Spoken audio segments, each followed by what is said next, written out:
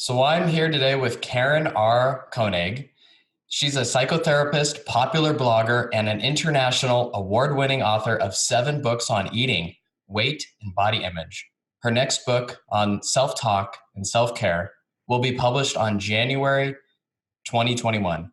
Her expertise is in eating psychology, which is the how and why of eating. And I'm really excited to talk about some of the how and why of eating. She's been treating and teaching dysregulated eaters for more than 30 years. And she currently practices in Sarasota, Florida, and can be found at KarenRKoenig.com. Karen, so glad to have you on. Yes, well, thank you. I'm excited about talking with you. Yeah, and you have written so many books, 7. What got you started writing books and on this whole journey of helping dysregulated eaters? I'm 72 and I was a dysregulated eater for the first half of my life. So when I had pretty much straightened it out through therapy and reading books, it was at the same time as a friend of mine bought a company called Focus Awareness on Overeating. And so I started working with her. And then I decided, because I love to write, well, gee, I think I'll write a book about it. And that was my first book. And then each time I would think, well, there's a little more I have to say. And then I'd write that in the next book and the next book. And my friends always joke, you said that was going to be your last book. And so if I have other ideas, I use them. Was there a moment in the beginning, 35 years ago, I guess, half your life ago, was there a moment where you suddenly realized that you had a dysregulation problem? How did you realize that you were a dysregulated eater? From my childhood, really. And my mom would say, there's 2 kinds of cereal, so you have to finish the first box to get to the second box. And so I would do that. So, I learned that from her, although she was a normal eater herself, where she'd say, oh, I got these maraschino cherries for guests, for a company we're having. Don't eat them. And instead of saying, well, you can eat a few, or getting 2 bottles.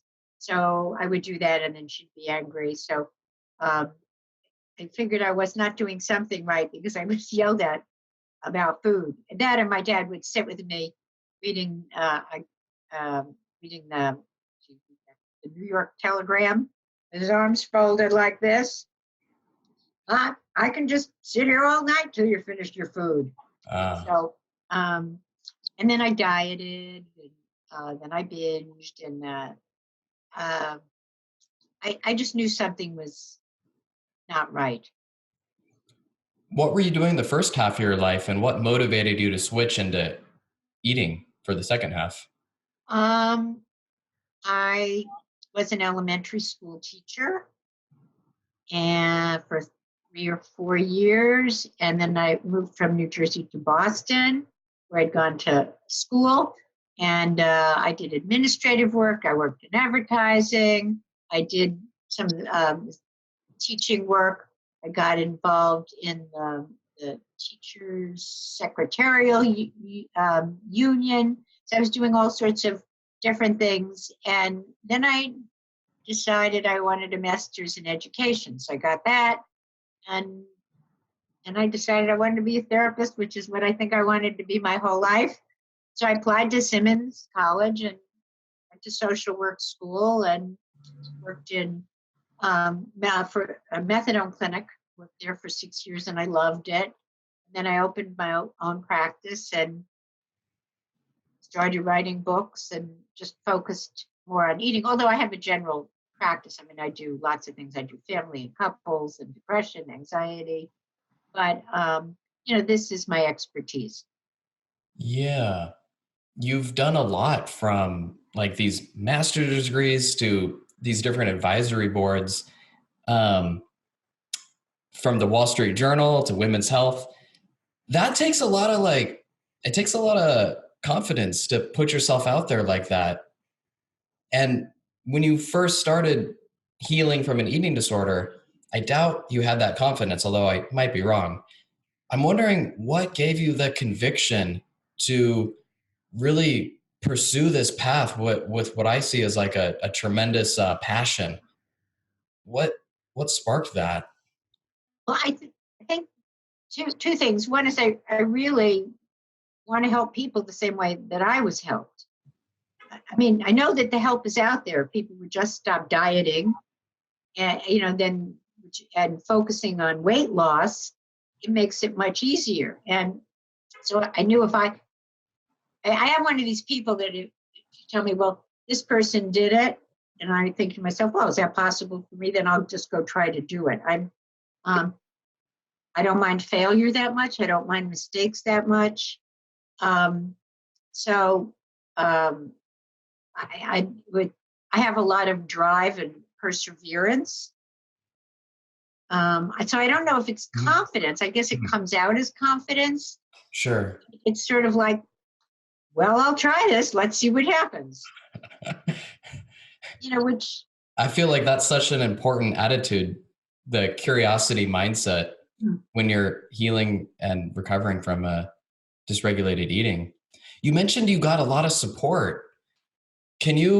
I know this is hard to express and maybe the journey of recovery takes months or years and it's hard to summarize it into on a podcast, but for someone who was curious about this amount of support that you gave that motivated you to to drive forward, what kind of support did you get? Mostly from my friends. One of my husband's favorite stories, and I didn't meet my husband till I was in my late 30s. I didn't get married till I was 38. But one of the stories he loves is my mother just sort of didn't understand. She was a normal eater. She just didn't understand the whole eating thing. And so when I finally got the guts up to tell her in a phone call once that I was telling her about the past, that I had been bulimic for about a year and a half. I was working in advertising. There was a lot of pressure to be thin. And so she said, I don't care if you are bucolic. She got the word wrong. So that's how uninterested she was. So I did not get support from my mother. I mean, she continued to, even though she was happy each time I got a book out, she sort of never changed her orientation towards me and food, which is, I can laugh at now, but it really wasn't very funny at the time. But I think it really made me feel more of like, I am going to learn how to do this. I don't care if she's driving me crazy. And but I had a lot of friends. My friends were great. I went, to different therapists. Never afraid to be in therapy. I started at 14. And asked to be in therapy, which that was back in the late 50s, early 60s. It's pretty unusual.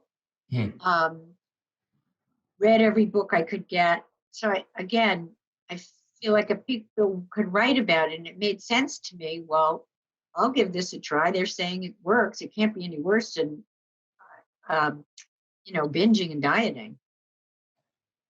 Yeah. I just talked with someone earlier today about how their family was just not listening. And it didn't look like really anything that they could say or do would change their mindset. Before exploring some other topics, what do you say about that? How did you handle your mom? I mean, that sucks that she didn't get it and she wasn't open to it. No, she didn't. I would come down to visit her, and I'd say, Mom, I don't want to talk about food. I don't want to talk about weight. I would be taking my, well, she lived in Florida then, taking my sweater off or, bringing my baggage in from the plane, and she'd say, let me tell you what I have in the refrigerator. I mean, sometimes I would just laugh. And sometimes I remember I just sat in the middle of the living room floor. I said, I am not, I can't do this. You want me to stay here? It's very calm. I'm not getting up from this floor until you really promise that you're not going to talk about food. And, if I did something dramatic like that, she would get it. But, I don't think our parents have to get it. I think that that's part of growing up, that your parents want you to do something different, or they don't get you, or they don't validate you. And so what? You go to friends, you look to other people to do it. They have their own trajectories, parents, and they're not obligated once we're adults to understand us or anything, really. They've done their major work. And when we're adults, we have to go find that elsewhere. And I see too many adults looking for approval and to please their adult parents, or they're rebelling against them. You know? And it never works. Didn't work for me. It doesn't work for anyone. Yeah, I feel you. So eventually you decided to try co-founding the Greater Boston Collaborative for Body Image and Eating Disorders. That seems like a very bold try. Well, I have to preface it by saying I'm not the woman who initiated, who started it, but the rest of us, I think there were 5 or 6 of us, she just emailed, or no, there wasn't even email back then. She called all the eating disorder therapists she knew in the area. This was again in Boston. And we would meet. So we were all technically co-founders, but she was the real founder. And, we really did it to help spread the word about, this was maybe in, the 90s, about that there are eating disorder therapists. People would go to general therapists and they wouldn't get help. And they were a great bunch, and I'm still in touch with some of them. I didn't realize that back in the 90s, I mean, this maybe reveals my age here, but I didn't realize that back then there wasn't general knowledge of eating disorders, or as much. Gosh, the first books I read Susie Orbach's Fat as a Feminist Issue. And I literally bought 2 copies because I would tell my friends about it. And I think it came out in maybe 1980. And I wanted to carry around everywhere myself so I could keep reading it like people read the AA little book, they carry around. And there were a couple other, why women stop hating their bodies, Judith Herman. There were a couple books, but no, can you imagine just going to a general therapist and talking about this stuff? It would sound odd. It's such a distinct field, but no, it was a lot harder back then. And there were no books. Virtually, there were maybe half a dozen. Yeah. And nowadays it seems like it's more awareness, along with more. I'm a Lakers fan. I like the NBA, and I hear about the NBA. They're more of sleep. In NFL, they're more aware of concussions. It seems like today our society is a little bit more aware of mental health. Yes. Yes and no. We're still fighting. I think to get mental health parity, and paying for people who are inpatient for, let's say, anorexia or bulimia. So I'd say on the whole, yes. But it's this crazy culture, which is eat, get as much as you can for as cheap as you can, and be thin. If you can put that together in your head, you're a better man than I, because I can't. And I think this is what really messes with people, especially women. Yeah. Let's come back to body image, because it seems to me that this is the one thing where people can reduce their binge eating rates, they can reduce overeating, and they can change their eating habits, but they're still haunted and in some ways tortured by a harmful body image that just is pernicious. It just hangs in there. And I realize part of that's because we live in a culture that fat shames and glorifies the slender body. Maybe there is no magic pill. Maybe there's no, Band-Aid solution. But what would be your words of wisdom for someone who's struggling with a body image? Well, I think it's tied into so many other things. I have clients who are maybe 350 pounds. They're out there, they go to the beach. I live in Florida, and they wear a bathing suit and they play volleyball. And they do the things that they want. I have other clients who are maybe 30 pounds higher than they want to be, and they won't go to a reunion, and they're preoccupied. So some people have more of it than others. But what I see running through it, really, is a lot of depression and anxiety underneath, low self-esteem, desire to please others.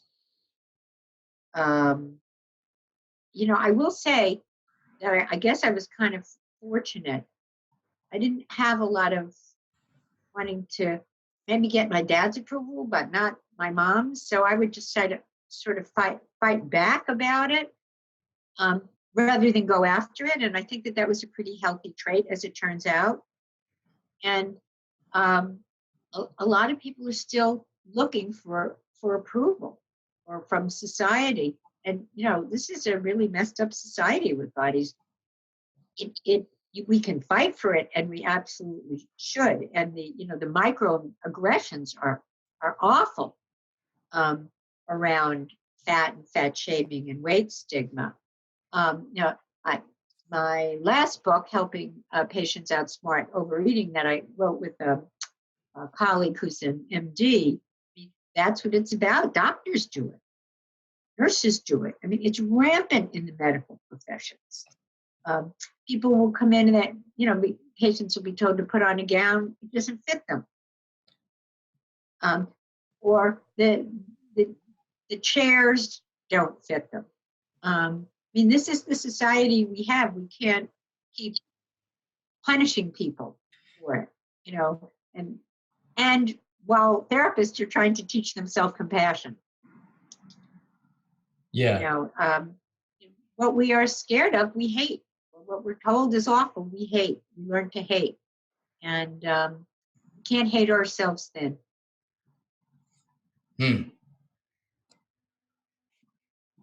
I hear you. I definitely get the validation, how it's not coming, and would your kind of advice then be like to see that it's not coming, to see that this society is weight stigmatizing, and to basically face up face the music that hating your body, staying indoors, wearing clothes, hating your body and so forth, and not living your best life, not it's not going to change anything. It's not useful. Yeah. Right. Okay. And it's destructive. I mean, physically and emotionally. Yeah. So it's looking at the Hayes movement, help at every size, body positive movements, reading books about it, changing your acceptance of your body. And that's where things get really fuzzy, because I have clients say, I don't want to accept my body. If I accept it, I'm not going to want to change it. And that is not how it works. You say, I really want to take responsibility for it.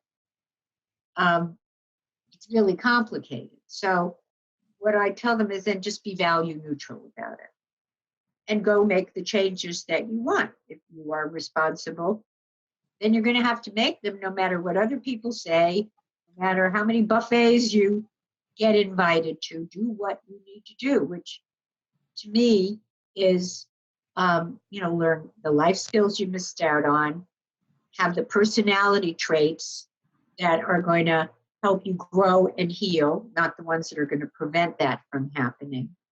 Learn emotional regulation, learn intuitive and mindful eating. those are the things that will change you. Can't be waiting around for validation or to have permission to be a higher weight and have a good life. And these life skills, your next book is on self-talk and self-care. I mean, self-talk and self-care, that relates to practically all the areas you just mentioned above. Certainly Right. with self-soothing, just listening at top of my head. Self-soothing, emotional regulation. Do you know the title of your next book? Can you give us a preview of what it's about? I'm not sure what the title's going to be yet, the whole title. It really is about the purpose of self-talk and how it either lends us, pushes us down or helps us grow. It's key. We don't even realize we're saying stuff to ourselves. I had a client come in who was late just now. So she's just I'm so angry at myself. I said, you don't have to leave that outside because we're practicing new behavior here. What could you say to yourself now? It's going to, her shoulders were up to here. She had trouble, she got lost. And she had to say soothing things to herself. And I said soothing things. And pretty soon she was relaxed. It was all in the self-talk. Mm. And we don't even hear it because it's our default. We're so used to it. So the first thing is listening and then picking the self-talk that you want. I suggest a lot of words, but in the book, but it has to feel right for each person. And how are you defining self-care too? Your book is about self-talk and self-care, which, obviously there's an overlap. Is self-care more getting good sleep and that type of thing? No, I think that those are products of self-care, results, but I have a blog that I call, should it be self-care or self-caring? And I actually went in the book and I changed all the self-care to self-caring, because self-care is like, go have a massage, make sure you have your teeth clean, all important things. I get it. Self-caring is an attitude. You always want the best for yourself, because why wouldn't you?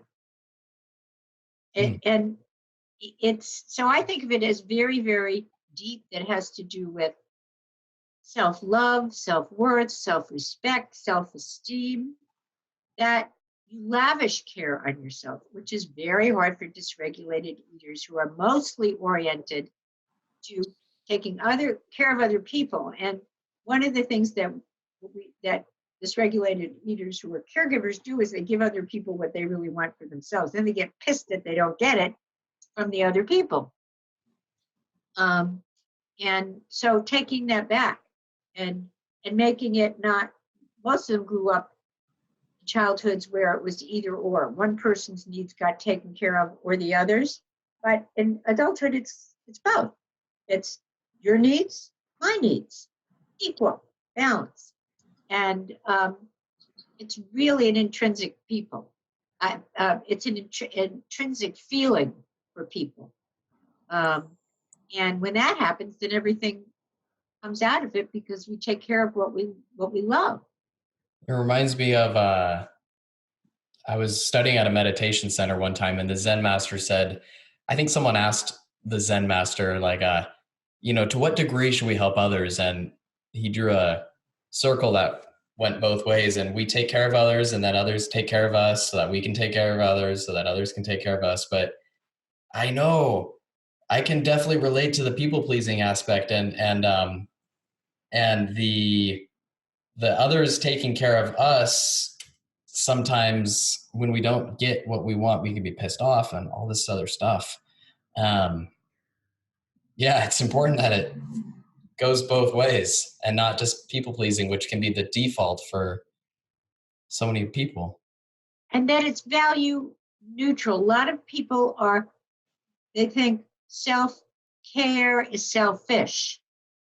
And so let's say they had a parent that was narcissistic and selfish, and they don't want to be like that person. So they go and they are the opposite. Well, that never works. All these things are value neutral, that you don't want to be at one extreme or the other. You want to find balance in self-care. And sometimes it is saying, I'm going to move, I'm going to not go to this movie I want to help a friend. And sometimes it's, I need to go to the movie to take care of myself, and I'll help my friend tomorrow. You're using value neutral to say like self-care is not bad or good. Exactly. It just is Yes. what we need, or Yes. Yeah. what we need. So self-care kind of understanding this big attitude of like, hey, I'm going to understand what I need and I'm going to give myself what I need. And try to give others what they need also, unless it's unreasonable. Yeah. Yeah. It's not an either or. Yeah. And sometimes people will say, oh, I don't have enough time. I don't buy it. Of course they have enough time, but that's where the self-esteem and that's someone who is really self-caring, who has it on a deep level, doesn't say that. I mean, it comes so naturally. I'll make the time. And it's not a big deal. It's really, I'll make the time. I'll find the time because it's important. What clients often talk about, oh, I don't have time to do this or that. So I'll say, okay, if I just got word to tell you that you won $4 billion in the lottery, you think you could make time tomorrow to go to the office? Would you need to write it on a list? Go to lottery office? So it comes into, we do what we want and what we feel we deserve. And so sometimes it's living as if, what would you do if you did care about yourself? How would you treat yourself? And then eventually that becomes the default.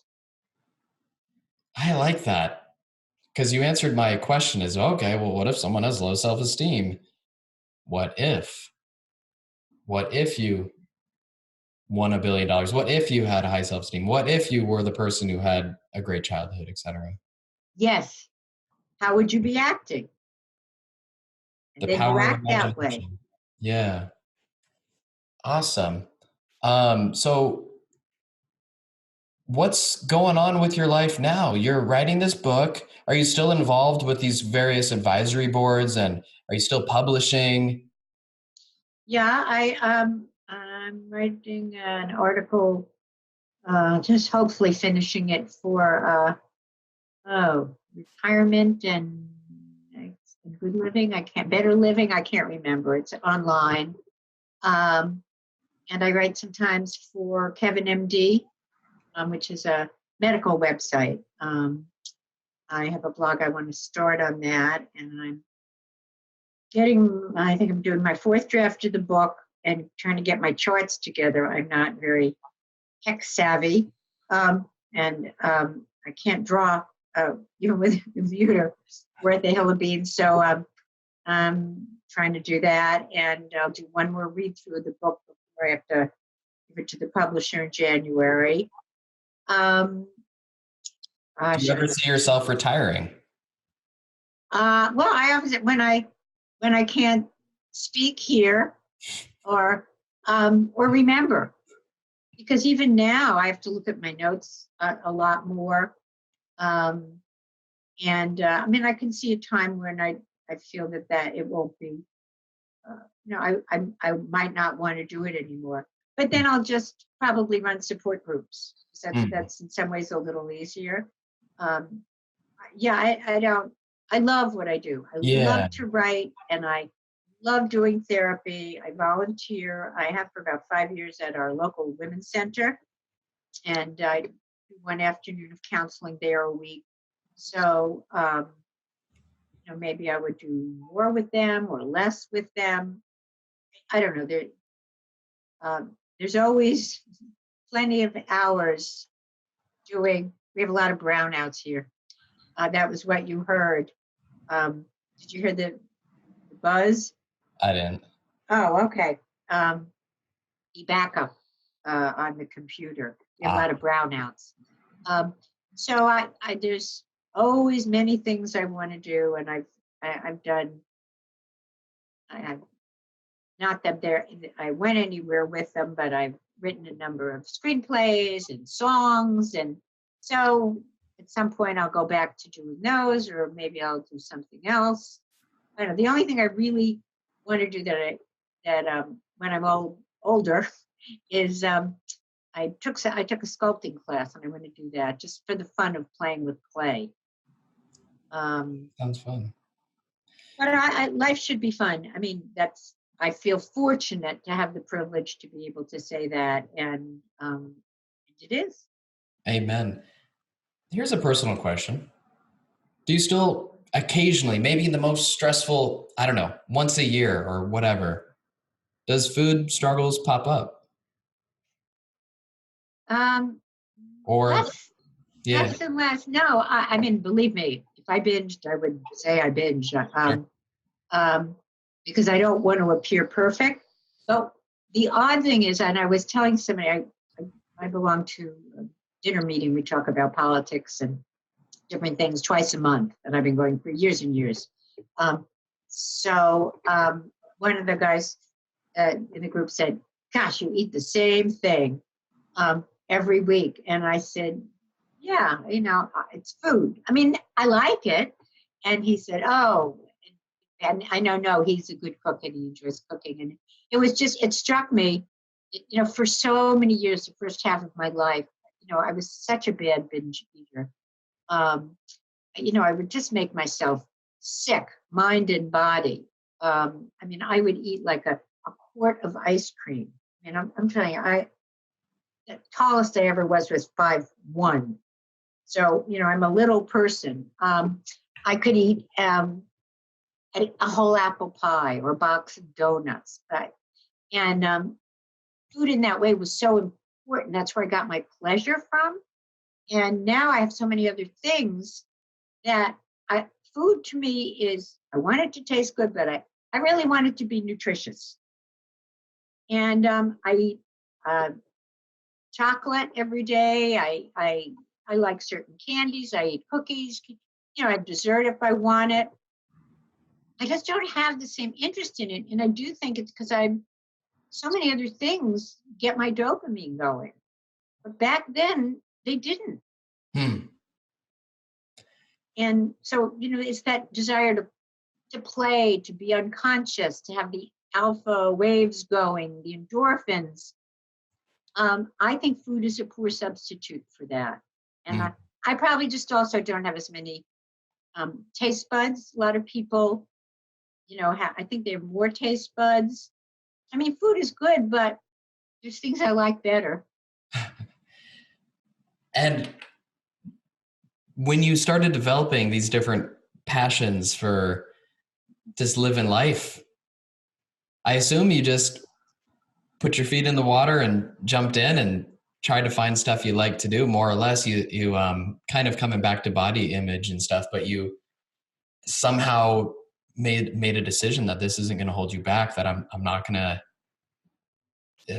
to try to find validation from places that aren't going to give me validation. I'm going to try to search out things that give me genuine joy, and I'm going to get my feet wet. I'm going to try writing. I'm going to try doing stuff and getting dopamine, as you say, in alpha waves and creative flow and other areas of life.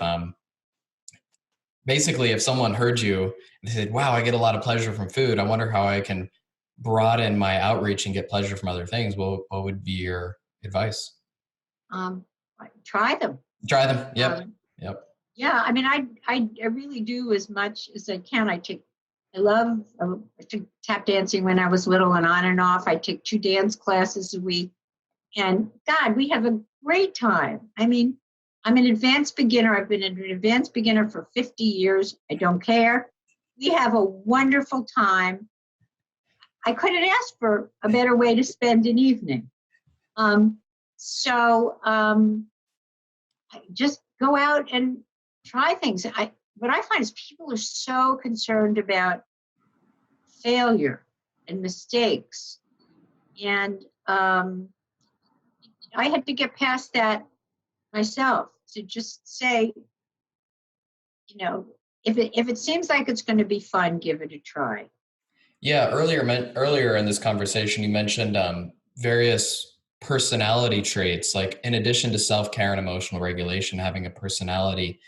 What I assumed you meant by that was that they had a growth mindset, or they handled failure. Their personality was tolerant to failure. They could learn from that failure instead of having a personality which closed down. Is that what you meant by different personalities, by the way? I hadn't thought of it in terms of fixed and growth mindset, but yeah, I mean, dysregulated eaters generally, not everybody, but generally, perfectionists, approval-seeking, people pleasing, all or nothing thinking, caretake others rather than take care of themselves. Again, underneath, I think, is a lot of depression and anxiety. Yeah.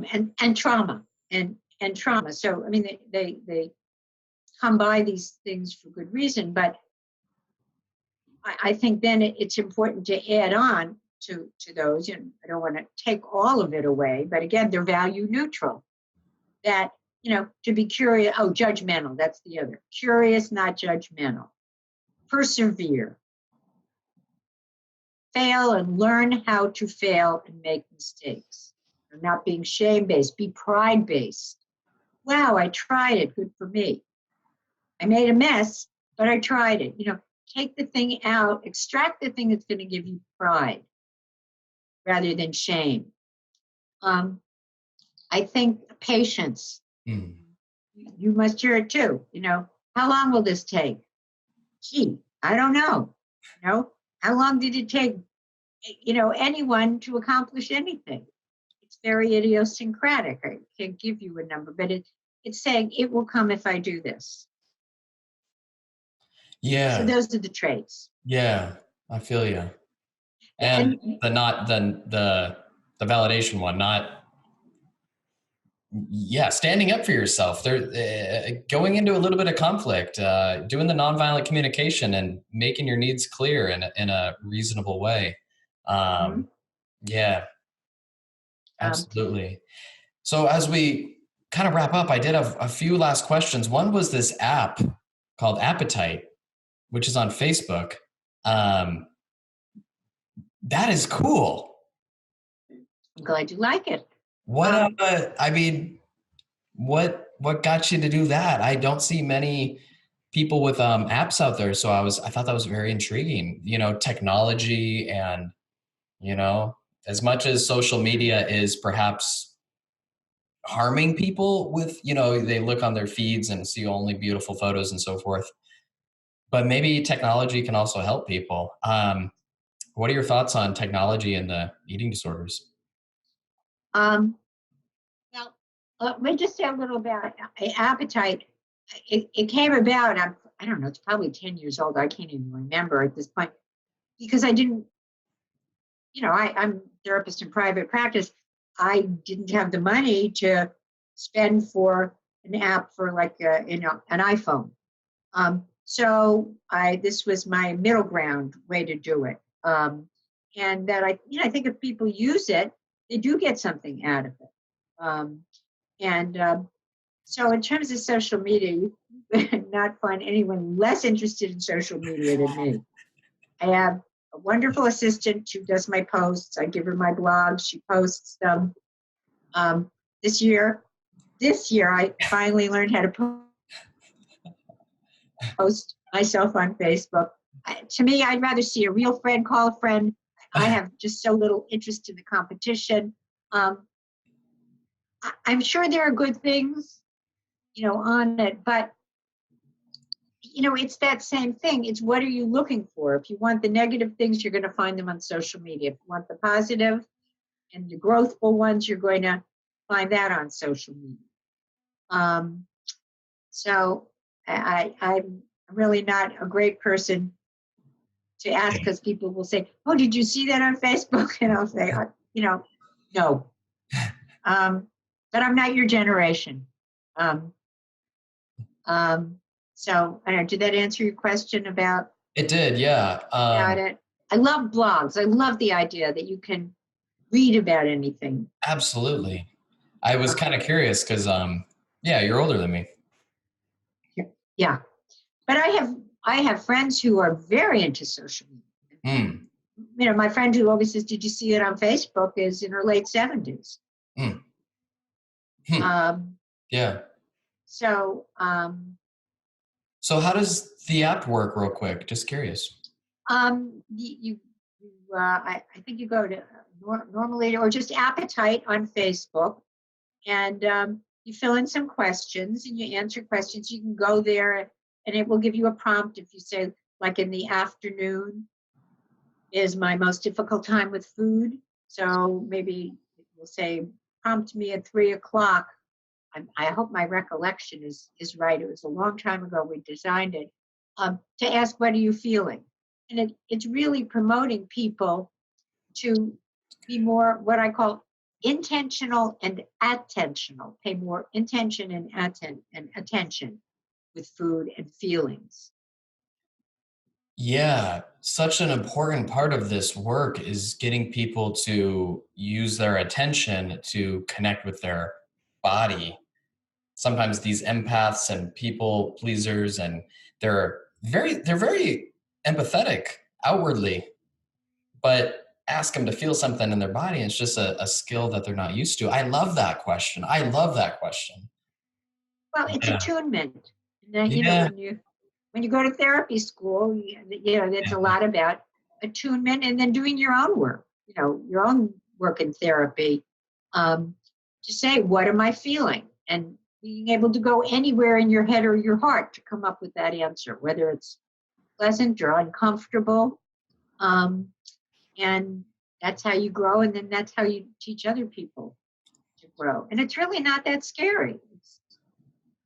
I'd Yeah, rather be attuned than frightened of my feelings. absolutely. Absolutely. So where can people contact you? Obviously, Karen R. Koenig, that's KOENIG.com. They can find the app, the Tight Right? app on Facebook. Right. They can find the blog page and sign up, or, just put your name and your email in, and you'll get 3 blogs a week in your inbox. My Facebook page, Normal Eating with Karen Koenig. I post articles, and sometimes I even post them correctly, with the right link. Are your books, let's see, Outsmart Overeating, Starting Monday, The Rules of Normal Eating, The Food and Feelings Workbook, What Every Therapist Needs to Know, Nice Girls Finish Fat, Helping Patients Outsmart Overeating. Are all these on Amazon or? Yes, yeah. I think some of them, I think Food and Feelings, some of them are on Kindle, and The Rules of Normal Eating, and maybe even audio. Not really sure. But yeah, barnesandnoble.com, amazon.com. And the other thing is that I do teletherapy. I'm licensed in the state of Florida. I have to meet with someone in person once. But if people listening to this happen to be in Florida and they'd be interested, I do that. I do something called VC, or phone work. Great. And then the question I always end with this podcast is called Eating Enlightenment. So an enlightenment moment is, a light bulb moment, like, oh shit, the way I thought about something was wrong. Here's a better way of thinking about it, like a moment where you get a light bulb moment. What's been one of your biggest eating enlightenments on this journey you've been on for 30 years? Yeah. It has been that it's really not about loving food, that it's really about loving yourself. Mm. Thank you so much for your time. Yeah. Thank you. You asked great questions, and it's really nice to talk to someone who understands and is in the business. It's much appreciated. Thank you.